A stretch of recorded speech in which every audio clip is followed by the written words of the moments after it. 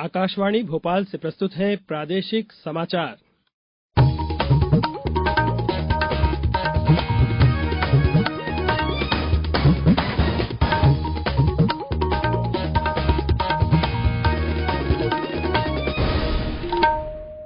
नमस्कार, समाचारों के साथ मैं नवनीत चौबे। सबसे पहले इस बुलेटिन के मुख्य समाचार। भारत रत्न डॉक्टर भीमराव आम्बेडकर की जयंती आज। मुख्यमंत्री ने कहा, बाबा साहेब के जीवन से जुड़े पंच तीर्थों को तीर्थ दर्शन योजना से जोड़ा जा रहा है। प्रदेश की पहली हाईटेक फ्लोरिकल्चर नर्सरी और एरोपोनिक्स लैब की स्थापना ग्वालियर में होगी। देश में महामारी के दौरान जानवरों की सुरक्षा के लिए एनिमल पेंडेमिक प्रिपेयर्डनेस पहल की शुरुआत और राज्य में उत्साह से मनाया जा रहा है बैसाखी का त्योहार। अब समाचार विस्तार से। आज संविधान निर्माता डॉक्टर भीमराव आम्बेडकर की जयंती है। इस अवसर पर प्रदेश भर में अनेक कार्यक्रम आयोजित किए जा रहे हैं। डॉक्टर आम्बेडकर की जन्मस्थली महू में आज डॉक्टर आम्बेडकर का 132वां जयंती समारोह आयोजित किया गया। इसमें राज्यपाल मंगूभाई पटेल और मुख्यमंत्री शिवराज सिंह चौहान शामिल हुए। इस मौके पर मुख्यमंत्री ने कहा कि डॉक्टर साहेब भीमराव आम्बेडकर के जीवन से जुड़े पंच तीर्थों, उनकी जन्मभूमि महू, शिक्षा भूमि लंदन, दीक्षा भूमि नागपुर, महापरिनिर्वाण भूमि दिल्ली और चैत्य भूमि मुंबई को मुख्यमंत्री तीर्थ दर्शन योजना से जोड़ा जा रहा है। उन्होंने कहा कि बाबा साहेब डॉक्टर आम्बेडकर की जन्मभूमि महू आने वाले श्रद्धालुओं की सुविधा के लिए महू में सर्व सुविधायुक्त धर्मशाला का निर्माण किया जाएगा। गौरतलब है कि राज्य शासन द्वारा बाबा साहब डॉक्टर भीमराव आम्बेडकर के पंच तीर्थों को मुख्यमंत्री तीर्थ दर्शन योजना में शामिल करने संबंधी अधिसूचना आज जारी कर दी गई है। वहीं कार्यक्रम को संबोधित करते हुए राज्यपाल मंगूभाई पटेल ने कहा कि भारतीय संविधान के मुख्य वास्तुकार भारत रत्न बाबा साहेब भीमराव आम्बेडकर की पवित्र और पावन जन्मस्थली आकर मैं खुद को धन्य महसूस कर रहा हूं। राज्य के सतना, बैतूल, छिंदवाड़ा, देवास, बड़वानी, अशोकनगर, धार सहित अन्य जिलों में भी डॉक्टर भीमराव आम्बेडकर की जयंती मनाए जाने के समाचार मिले हैं। उद्यानिकी और खाद्य प्रसंस्करण राज्य मंत्री भारत सिंह कुशवाहा ने कहा है कि प्रदेश की पहली हाईटेक फ्लोरिकल्चर नर्सरी और एरोपोनिक्स लैब की स्थापना ग्वालियर में होगी। लैब का कार्य अगले माह के पहले सप्ताह में शुरू किया जाएगा। किसान कल्याण एवं कृषि विकास विभाग, राज्य कृषि विपणन बोर्ड और उद्यानिकी एवं खाद्य प्रसंस्करण विभाग की संयुक्त कार्ययोजना में सम्मिलित इस लैब की स्थापना के बारे में मंत्रालय में हुई उच्च स्तरीय बैठक में यह निर्णय लिया गया। अब सुनिए आकाशवाणी के लोकप्रिय कार्यक्रम प्रधानमंत्री की मन की बात पर आधारित विशेष श्रृंखला। आज की कड़ी का विषय है पूर्वोत्तर राज्य के लोगों से अपने सभी मुद्दों को शांतिपूर्वक सुलझाने का आग्रह। हम 21वीं सदी में हैं, जो ज्ञान, विज्ञान और लोकतंत्र का युग है। क्या आपने किसी ऐसी जगह के बारे में सुना है जहां हिंसा से जीवन बेहतर हुआ हो?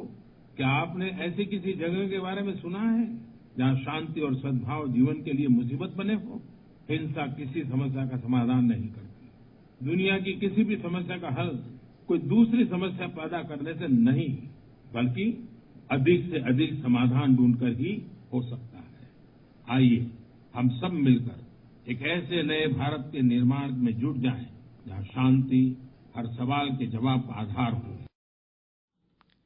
मन की बात पर आधारित विशेष श्रृंखला आप प्रतिदिन सुन सकते हैं हमारे सुबह और शाम के प्रादेशिक समाचारों में।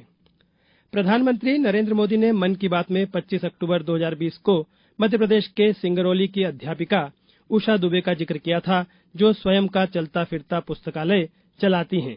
उन्होंने आकाशवाणी से मन की बात की 100वीं कड़ी को लेकर कही अपने मन की बात। नमस्कार, मेरा नाम उषा दुबे है। मैं शासकीय पूर्व माध्यमिक विद्यालय हर्रईपुर, जिला सिंगरौली में शिक्षक के पद पर कार्यरत हूँ। मैं अपने गांव के बच्चों के लिए चलता फिरता पुस्तकालय चलाती हूँ।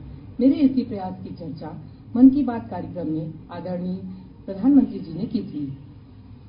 जब कोरोना काल में जब विद्यालय बंद थे, तब बच्चों की पढ़ाई ना रुके, इसके लिए मैंने एक फ्रेम की सहायता से अपनी स्कूटी पर ही बच्चों के लिए चलित पुस्तकालय बनाया और पुस्तकों के साथ मैं बच्चों के घर घर तक जाती थी। मन की बात रेडियो कार्यक्रम हम सभी देशवासियों को आदरणीय प्रधानमंत्री जी से जोड़ने का एक अवसर प्रदान करता है। इस कार्यक्रम में देश के लिए कुछ अच्छा करने वाले साधारण लोगों की कहानियों को आदरणीय प्रधानमंत्री जी देशवासियों को बताते हैं। और उन कहानियों से हम सभी को कुछ अच्छा करने की प्रेरणा मिलती है। हर माह की आखिरी रविवार को मन की बात कार्यक्रम का मुझे बेसब्री से इंतजार रहता है। मैं उस कार्यक्रम को सुनती हूँ और उस कार्यक्रम में आदरणीय प्रधानमंत्री जी जिन लोगों की कहानियों को बताते हैं, उन कहानियों को मैं अपने छात्रों तक भी पहुँचाती हूँ, ताकि हमारे छात्र ऐसी कहानियों से प्रेरणा लेकर के देश के लिए कुछ अच्छा कर सके, एक अच्छे नागरिक बन सके। धन्यवाद। अब समाचारों में वक्त है एक ब्रेक का। ये समाचार आप आकाशवाणी भोपाल से सुन रहे हैं। हमारे समाचारों को अब आप कभी भी और कहीं भी अपनी सुविधा के अनुसार सुन सकते हैं। ये समाचार बुलेटिन YouTube, ट्विटर और फेसबुक पर AIR न्यूज भोपाल पेज पर भी सुने जा सकते हैं।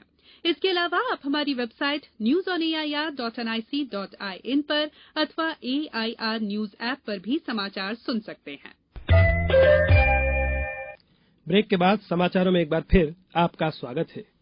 प्रधानमंत्री नरेंद्र मोदी ने देशवासियों से दूरदर्शन के नेशनल चैनल पर धरोहर भारत की कार्यक्रम देखने की अपील की है। यह कार्यक्रम डीडी नेशनल चैनल पर आज और कल रात 8 बजे प्रसारित किया जाएगा। एक ट्वीट में प्रधानमंत्री ने कहा कि यह वृत्तचित्र भारत की समृद्ध सांस्कृतिक विरासत और आजादी के लिए अपना सर्वस्व बलिदान करने वाले स्वतंत्रता सेनानियों को श्रद्धांजलि है। केंद्रीय मत्स्य, पशुपालन और डेयरी मंत्री पुरुषोत्तम रूपला ने महामारी के दौरान जानवरों की सुरक्षा के लिए एनिमल पेंडेमिक प्रिपेयर्डनेस पहल की शुरुआत की। इसका उद्देश्य महामारी के समय पशुओं की सुरक्षा के लिए पूरी तैयारी रखना है। इसमें जानवरों और मानव स्वास्थ्य दोनों के लिए खतरनाक जेनेटिक रोगों पर ध्यान देने के साथ पशु महामारी के लिए देश को तैयारियों को बढ़ाना है। इसमें सामुदायिक आउटरीच के माध्यम से पशु चिकित्सा सेवाओं और बुनियादी ढांचे, रोग निगरानी क्षमताओं और किसानों के बीच जागरूकता लाने में भी मदद मिलेगी। राज्य में आज बैसाखी का त्योहार हर्षोल्लास के साथ मनाया जा रहा है। देवास जिले में इस अवसर पर विभिन्न कार्यक्रम आयोजित किए जा रहे हैं। बैसाखी के मौके पर देवास स्थित गुरुद्वारे में श्रद्धालुओं ने मत्था टेका। यहां अखंड पाठ के साथ लंगर का आयोजन किया गया। मुख्यमंत्री शिवराज सिंह चौहान ने प्रदेशवासियों को बैसाखी के पावन पर्व की हार्दिक शुभकामनाएं दी हैं। श्री चौहान ने सोशल मीडिया पर जारी संदेश में कहा है कि ईश्वर से प्रार्थना है कि अन्नदाता की खुशहाली, समृद्धि और नई उमंगों से जुड़ा यह त्योहार सभी के जीवन में नई ऊर्जा और नए उत्साह का संचार करे। देश में पिछले 24 घंटों के 11,100 से अधिक कोविड के नए मामले दर्ज किए गए। केंद्रीय स्वास्थ्य मंत्रालय ने कहा है कि इस दौरान 6,000 से अधिक लोग कोविड से ठीक हुए हैं। मंत्रालय ने बताया कि देश में इस समय 49,000 से अधिक रोगियों का इलाज चल रहा है और स्वस्थ होने की दर 98.7% है। देश भर में अब तक 220 करोड़ 66 लाख से अधिक टीके लगाए जा चुके हैं। सामाजिक न्याय और दिव्यांगजन सशक्तिकरण विभाग द्वारा संचालित सभी योजनाओं में समग्र पोर्टल पर 1 अप्रैल 2023 से आधार ई-केवाईसी अनिवार्य कर दिया गया है। विभाग के प्रमुख सचिव फैज अहमद किदवई ने बताया कि अब किसी भी हितग्राही को विभागीय योजना का लाभ प्राप्त करने के लिए समग्र पोर्टल पर स्वयं का आधार ई-केवाईसी करना होगा। इसके बाद ही विभागीय पोर्टल पर आवेदन दर्ज हो सकेगा। अब कुछ समाचार संक्षेप में। मुख्यमंत्री शिवराज सिंह चौहान ने धार जिले में पिछले दिनों हुए सड़क हादसे में मृतकों के परिजनों को 4-4 लाख रुपए की आर्थिक सहायता प्रदान की है। टीकमगढ़ जिले में मुख्यमंत्री लाडली बहना योजना में पात्र महिलाओं के पंजीयन ऑनलाइन किए जा रहे हैं। जबलपुर के डुमना विमानतल रोड पर आज 2 मोटरसाइकिलों की भिड़ंत में एक छात्र की मौत हो गई, वहीं 3 अन्य गंभीर रूप से घायल हो गए।